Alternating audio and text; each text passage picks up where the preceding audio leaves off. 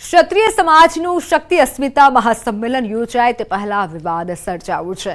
ભાવનગરના યુવરાજ જયવીરરાજસિંહ ગોહિલે social media પર ક્ષત્રિય સમાજને સંદેશ આપ્યો છે, જેમાં હું કોઈ સમિતિ કે સમિતિનો ભાગ નથી કે હું કોઈ સમિતિ કે સમિતિ દ્વારા થતા કોઈ પણ કાર્યમાં કે કાર્યક્રમમાં સામેલ ના થવા હોવાનો ઉલ્લેખ કર્યો છે। સમાજના વડીલોના માર્ગદર્શન હેઠળ મારા પૂર્વજોના સિદ્ધાંતો અને મૂલ્યોને અનુસરી મારા સમાજના ભલા માટે સખત મહેનત કરીશ।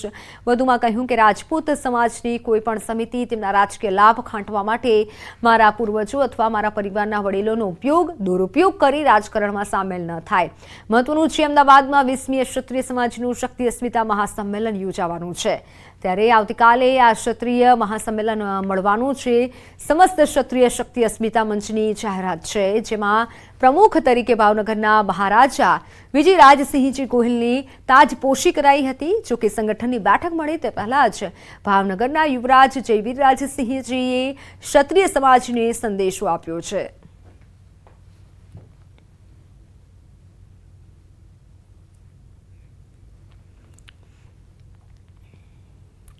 અમદાવાદમાં શુક્રવારે રાજપૂત સમાજનું મહાસંમેલન યોજાવા જઈ રહ્યું છે। જોકે તે પહેલા ભાવનગરના યુવરાજની એક પોસ્ટ સોશિયલ મીડિયામાં ખૂબ વાયરલ થઈ રહી છે, જેને લઈને સંમેલન પહેલા જ સમાજમાં વિવાદની ચર્ચાએ જોર પકડ્યું છે। ત્યારે આ મામલે ક્ષત્રિય શક્તિ અસ્મિતા મંચના અધ્યક્ષે સ્પષ્ટતા કરી છે।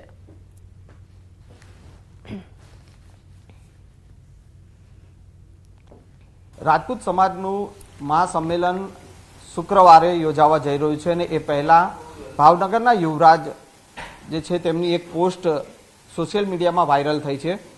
આપણી સાથે સંમેલનના પ્રવક્તા અર્જુનસિંહ છે, તેઓ પાસેથી જાણીશું કે આ શું પોસ્ટ જે શું સૂચવી રહી છે, તેઓ જે સંદેશ આપ્યો છે। બાપુ, શું કહેશો? જે પ્રકારે ભાવનગરના યુવરાજે જે પોસ્ટ વાયરલ કરી છે ને તેમાં એવો સ્પષ્ટ કહ્યું છે કે તેઓ કોઈ સમિતિના ભાગ નથી, કોઈ કાર્યક્રમમાં તેઓ સામેલ થવાના નથી।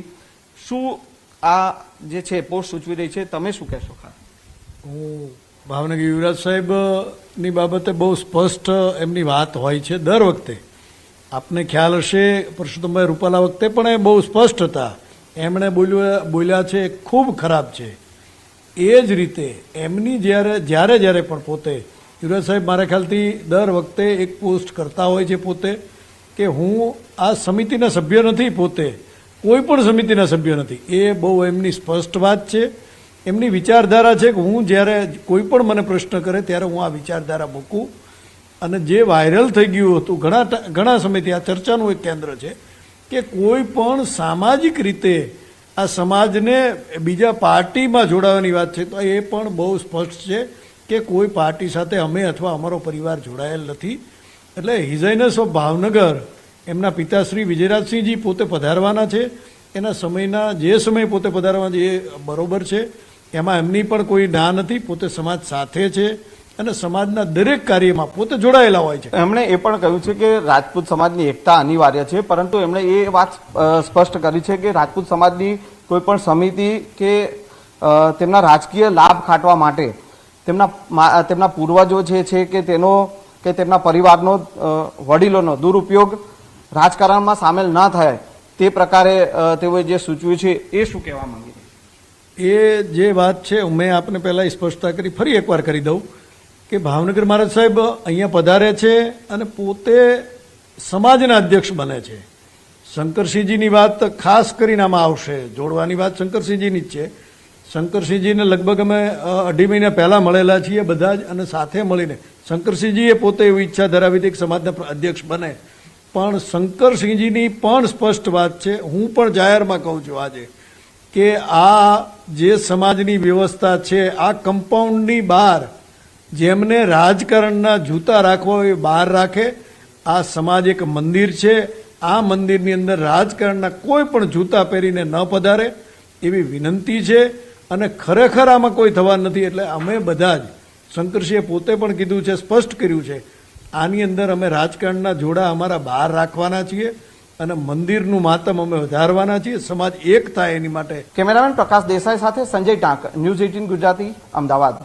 યુવકના જોખમી સ્ટંટનો વિડીયો સામે આવ્યો છે। પાલ ઉમરા બ્રિજ પર યુવકે સ્ટંટ કર્યા।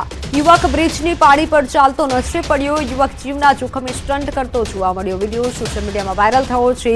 યુવકના આ રીતે જોખમી સ્ટંટથી અન્યોના જીવ પણ જોખમમાં મુકાઈ શકે છે। અવારનવાર આ રીતે વિડીયો સામે આવતા હોય છે, છતાં પણ યુવકો, ખાસ કરીને યુવાનો, આ રીતે પોતાનો જીવ જોખમમાં મૂકતા હોય છે। વિડીયો અત્યારે સોશિયલ મીડિયામાં ખૂબ વાયરલ થઈ રહ્યો છે। યુવકના જોખમી સ્ટંટનો આ વિડીયો સામે આવ્યો છે। પાલ ઉમરા બ્રિજ પરનો આ વિડીયો હોવાનું અનુમાન છે। યુવકે બ્રિજ પર આ રીતે જોખમી સ્ટંટ કર્યા હતા। યુવક બ્રિજની પાળી પર ચડી ગયો હતો અને ચાલવા લાગ્યો હતો। ચાણસ્મામાં ચોંકાવનારી ઘટના બની। ભુવા સામે પોક્સોની ફરિયાદ નોંધાઈ છે।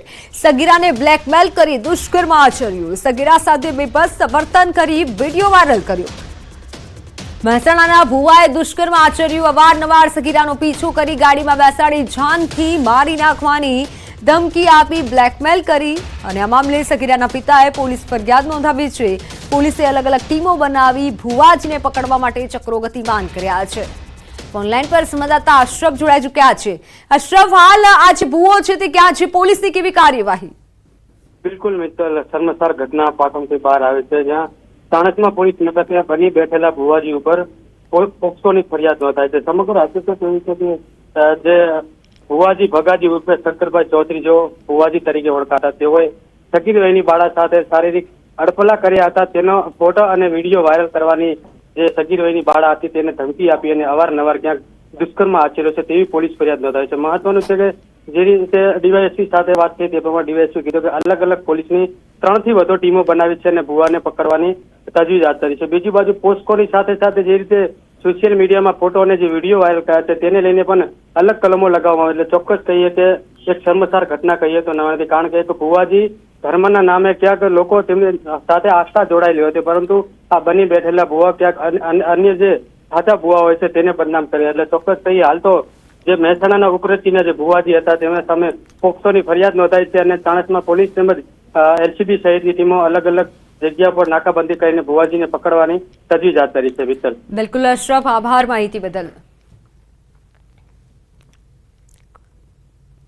સગીરાને બ્લેકમેલ કરી દુષ્કર્મ આચર્યું હોવાનું સામે આવ્યું છે અને ચાણસ્મામાં ચોંકાવનારી ઘટના બની છે।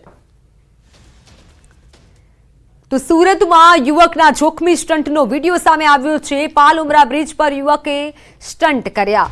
યુવક બ્રિજની પાળી પર ચાલતો નજરે પડ્યો। યુવક જીવના જોખમે સ્ટંટ કરતો જોવા મળ્યો। વિડીયો સોશિયલ મીડિયામાં વાયરલ થયો છે।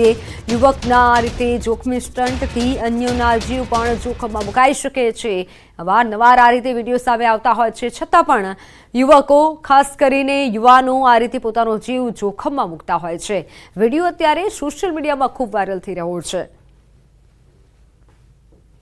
યુવકના જોખમી સ્ટંટનો આ વિડીયો સામે આવ્યો છે। પાલ ઉમરા બ્રિજ પરનો આ વિડીયો હોવાનું અનુમાન છે। યુવકે બ્રિજ પર આ રીતે જોખમી સ્ટંટ કર્યા હતા। યુવક બ્રિજની પાળી પર ચડી ગયો હતો અને ચાલવા લાગ્યો હતો।